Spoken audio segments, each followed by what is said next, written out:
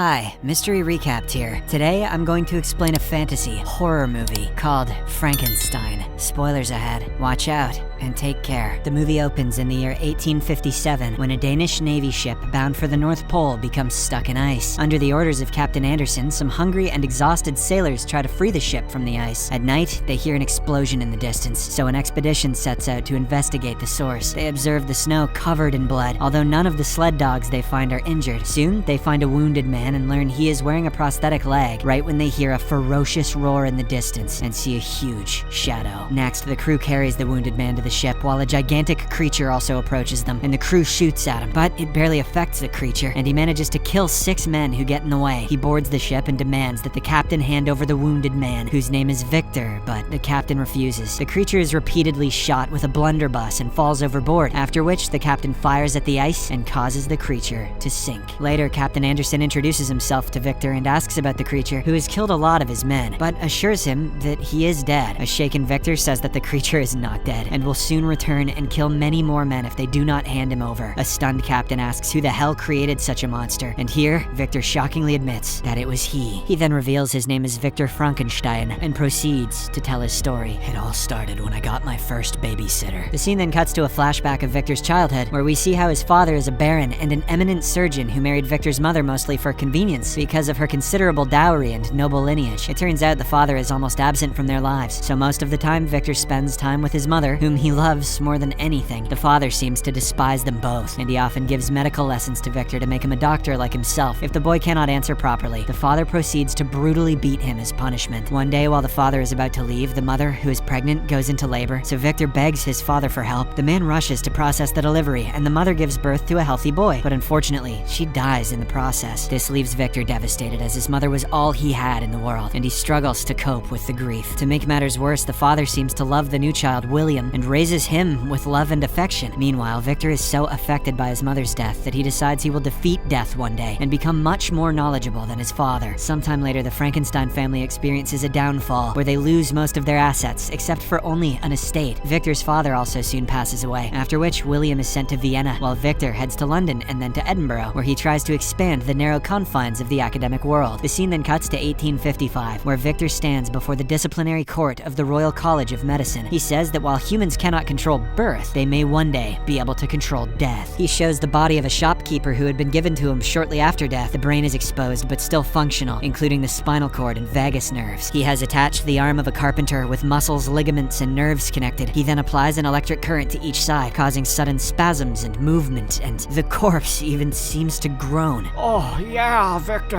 However, the disciplinary committee states that this is a circus act and they consider it an abomination, believing that it is God who gives life and takes it away. Victor is expelled from the academy. However, a man who has been observing all of this approaches him afterward. He introduces himself as Heinrich Harlander and reveals that his niece Elizabeth is getting married to Victor's brother William. Harlander asks him if he truly believes he will be able to reconstruct a man and bring a completely new body to life. Victor says yes, after which Harlander explains that in 3 days they will meet with William and Elizabeth, and that day will change his destiny as he will show them something extraordinary. Days later, Victor meets Harlander, who shows him 4 anatomical plates with detailed drawings of nerves, veins, and arteries from dead bodies. He then reveals a 5th plate made of real flesh attached to wood. It comes from a skinned corpse preserved with resin, showing deeper parts of the body, including the area around the heart. Harlander says this could lead to healing, regeneration, and even eternal life. Victor agrees it may be possible, so Harlander offers him unlimited support and resources for his research, but doesn't reveal his motive behind it. Just then, William and Elizabeth arrive, and the brothers are excited to be reunited after a long time. They all sit down for a meal together, but the mood soon turns tense when Elizabeth calls Victor foolish for his bizarre experiment. A few days later, Victor travels with his brother and Harlander to a remote place where there is a tower built as a water filtration plant to irrigate the fields. Victor now has everything he needs, including a pure silver lightning rod and strong bodies of men who are about to be executed. Later, in a street market, he comes across Elizabeth, so he follows her to the church and sees that she's going to confession. He sneaks into the confessional, pretends to be a priest, and speaks to her. During this, Elizabeth speaks badly about her fiancé's brother, saying he is a grotesque man who tries to manipulate everything and everyone around around him. That, however, it turns out to be a joke, as Elizabeth had already seen him following her. Guess I probably shouldn't have confessed to the necrophilia thing then, says Victor. The two then go out to eat, and they even dance together, leading to them having a great time. In the following days, Victor sets up his workshop and asks William to supervise everything, while he returns to the city and continues seeing Elizabeth, during which time he starts developing feelings for her. One day, Harlander informs Victor that in a week there will be a nearby battle, with many mangled bodies. Victor now only has a week to prepare everything, which puts him in a desperate situation. One day, Elizabeth arrives at his lab, and Victor finally confesses his feelings for her, but Elizabeth makes it clear that she has already chosen William and runs away. As Harlander indicated, a battle takes place very close by, causing numerous corpses to lie in the snow. Victor focuses on those that are still well preserved, especially tall bodies with long limbs and intact heads. He takes them back to the lab, where he dissects and rebuilds a body using selected parts, discarding the rest. One day, while the two are alone in the tower, Victor learns that Harlander is sick with syphilis and takes mercury for it. It turns out that this is the reason Harlander is funding the research, as he wants his brain to be placed into a new perfect body so that he can live longer. Hearing this, Victor is horrified and refuses. I can cure a dick of death, but not syphilis, which leads to a huge argument between them. Victor climbs to the top of the tower, where he places the lightning rod, while Harlander offers to give him everything he wants, including even Elizabeth, but Victor still refuses. Desperate, Harlander takes an important lightning rod essential for the experiment, so Victor tries to take it back. During the struggle, Harlander slips from a shaft, and even though Victor tries to save him, the old man eventually dies. Victor is horrified, but he moves the body and collects the lightning rod, which he places on the creature's head. Soon, a huge lightning strike hits, but despite this, the creation does not reanimate, so Victor believes he has failed and goes to bed. The next day, Victor is woken up by strange noises, and his eyes widen in shock when he sees the creature alive in front of him. This fills him with excitement, and he introduces himself, after which the creature also repeats his name. Victor teaches the creature to walk, and upon noticing that he is very strong, Victor decides to tie him up with chains. Weeks pass, and the creature shows great strength, but there is no change in his language, and he does not say anything beyond Victor. One day, he accidentally cuts himself with a razor, and Victor is shocked to see how his wound instantly heals. Over time, he becomes frustrated by the creature's lack of intelligence, and starts to feel that he may have made a mistake. Days later, William and Elizabeth arrive at the tower and ask about Harlander. Victor tells them that he'll be back in a few days, and tries to act normal. While the brothers are busy, Elizabeth hears noises from the basement, so she goes to investigate and is shocked to find the creature. She is fascinated by him, and he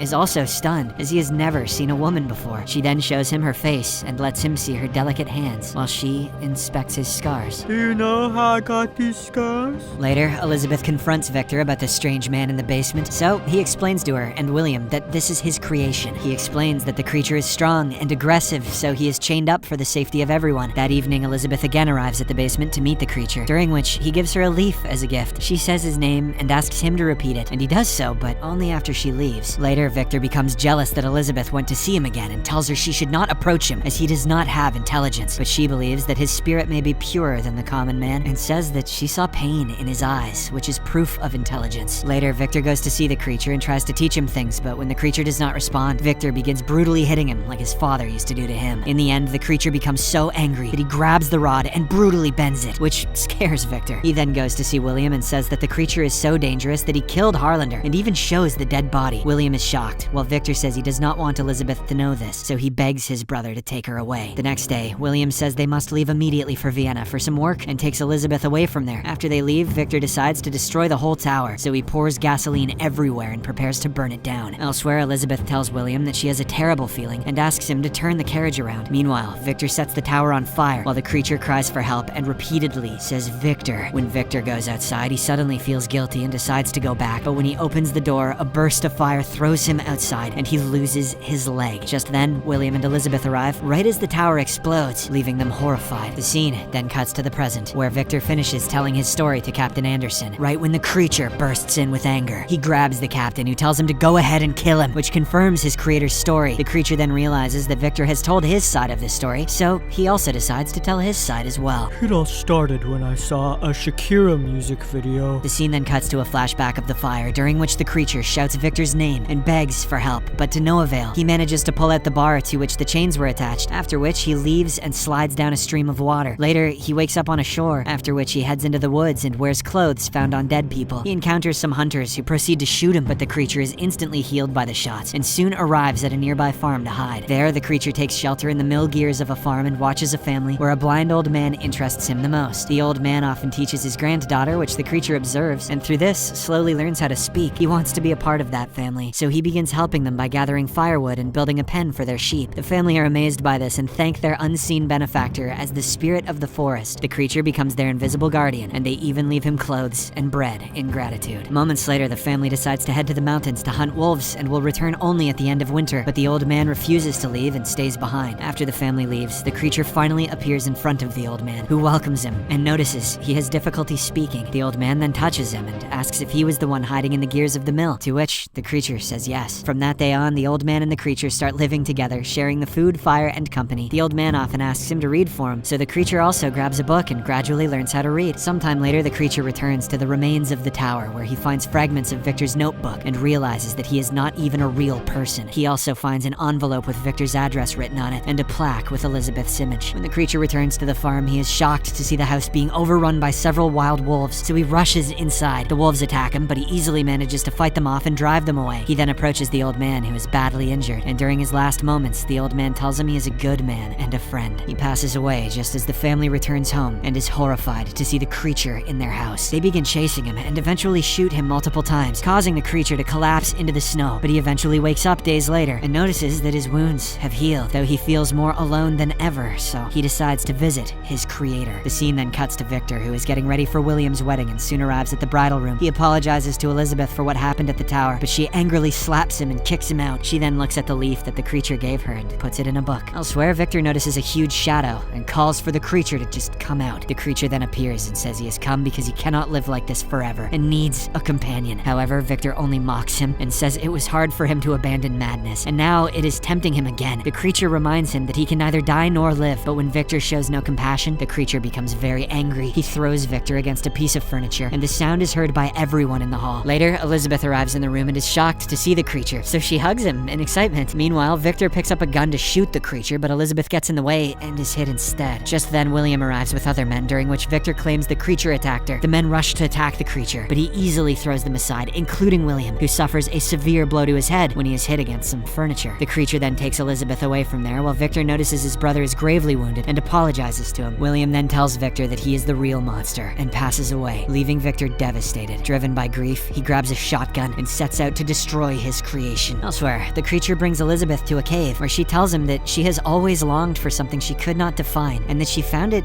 in him. She eventually passes away, and soon Victor also arrives at the cave to find Elizabeth's dead body. The creature then appears and declares that unless Victor kills him, from this day forward, he will be Victor's master. After hurting him and making him bleed, the creature walks away, followed by his creator. From this day on, Victor continues chasing the creature and makes multiple attempts to kill him, but none of them are successful. Months later, they eventually reach the Arctic, where Victor has brought cartridges and dynamite to finish the creature. He sets up a camp at night, during which the creature appears and drags him through the snow, knocking over the lamp that sets the tent on fire. He then stabs Victor and notices that he has brought explosives to finish him, but the creature is not afraid of death, so he himself lights the cartridge and hopes this process will finally kill him. He tells Victor to run away, and as he does, the cartridge also explodes. Despite this, the creature is still alive, and his burned skin begins to regenerate, while Victor is in bad shape right when he is found by the crew members of the ship. The scene returns to the present, when the creature tells the captain that the blood outside the tent was his own, and that he knows he will bleed and suffer, but it will never end. At this moment, Victor finally repents his actions and takes the creature's hands before apologizing to him. He places his hand on the creature and even calls him son while begging for forgiveness. Despite everything, the creature also feels remorse and finally accepts his apology and calls him father. Moments later, Victor finally succumbs to his wounds while the creature kisses him on the forehead and cries. Upon seeing all this, Captain Anderson is moved. Yar, that was fucked up. So he orders his men to let the creature go. The creature steps off, but before leaving, he pushes the ship with his enormous strength and manages to free it from the ice. This excites everyone, and the captain announces that they are returning home, which is met with applause from the entire crew. The movie then ends with the creature gazing toward the sunset as tears flow